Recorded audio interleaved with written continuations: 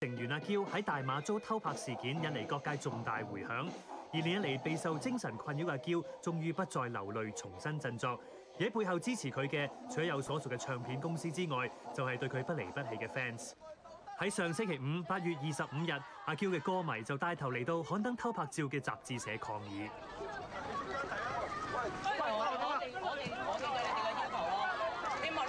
要求便利公開道歉，要求便利公開道歉，將有關人士停職，將有關人士停職，法律公義何價？法律公義何價？社會道德淪亡，社會道德淪亡，尊重藝人嘅權利，尊重藝人嘅權利，為阿嬌爭取正義，為阿嬌爭取正義。雜誌偷拍阿嬌事件引嚟群情激憤，影視及娛樂事務管理處自事件後收到超過1700宗投訴，破晒紀錄。唔好嘅風氣咯，即係好似反映咗俾啲年青人知道偷拍好似係好啱嘅行為咁樣。阿嬌對於雜誌社唔理輿論壓力而繼續加印，覺得好無奈。上星期六佢出席兒歌金曲頒獎禮嘅時候，明顯心事重重。而佢之前就親自去到灣仔警察總部報警，案件已交由中區重案組接手調查。今晚所有歌手雲集水晶。喺尋日，阿嬌出席公開活動，保安工作明顯加強。而阿嬌睇嚟亦都重新振作，更加願意同傳媒做訪問。其實而家講翻阿嬌，你個心情會唔會即係平復翻啲咧？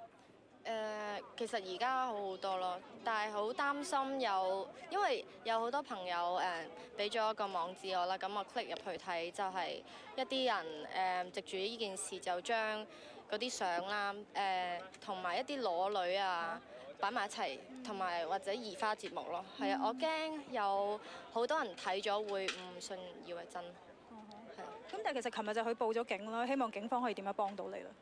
其實一切都會交俾警方處理啦。但係其實希望嗰本週刊可以即係有啲乜嘢即係做翻，有啲咩 feedback？首先，或者你想攞翻啲乜嘢？應該攞翻啲相，因為唔知佢影咗幾多咯。但會唔會有陰影咧？其實即係以後喺後台換衫或者任何地方都會驚咗。有啊，我哋即係拍戲嗰陣時換衫都會望得好清楚咯。個人私隱被侵犯，阿嬌好彩得到身邊好友同埋拍檔阿 Sa 嘅開解，先至可以咁快重新振作。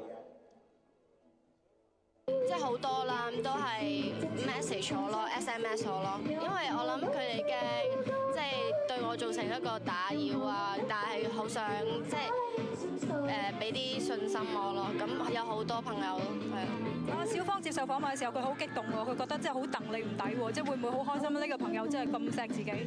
哦，咁佢係正義嘅朋友嚟㗎嘛，係啊，咁我佢都有打電話俾我，係啊，慰問啊，係啊。